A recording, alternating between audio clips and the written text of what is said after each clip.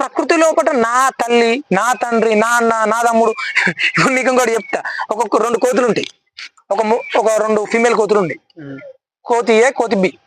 ఈ రెండింటికి కోతి సి, కోతి డి అని పుట్టిన తర్వాత ఈ కోతి ఏ ఏం చేసింది, కోతి బిని కొట్టింది, తిట్టింది, ఏమో చేసింది. ఇప్పుడు ఇదేం చెప్తుంది కదా తెలుసా, కోతి డి నా అవ్వను కొట్టినవా అని చెప్పి చిన్న కోతి ఉంటుందా, కోతి సి దీని మీద రివెంజ్ తీసుకుంటుంది తెల్లారి. ప్రకృతి లోపల ఉంటది రివెంజ్. నానక ప్రేమతో సినిమాలో కనుక ఎన్టీఆర్ గారు ఎట్లా రివెంజ్ తీసుకుంటాడు, ఆ ప్రకృతి లోపల ఉన్న చాలా ఫ్యాక్టర్ ఇది. సో ఎన్వైరన్మెంటల్ డిజైన్ అయిపోయింది. దీనికి ఇక అదే చెప్తున్నా కదా, దేవుడు అనే ఫ్యాక్టర్ అనుకుంటామా, మనం ఏది ఫ్యాక్టర్ అనుకుంటామో తెలియదు, కానీ అట్లా ఒకవేళ ఫ్యాక్టర్ అనుకున్నాం అనుకో దాన్ని ప్రూవ్ చేయాల్సి వస్తుంది. ప్రూవ్ చేయాలంటే ఇంత లార్జర్ స్కేల్ లోపల అది అసాధ్యం అవుతుంది కొన్నిసార్లు.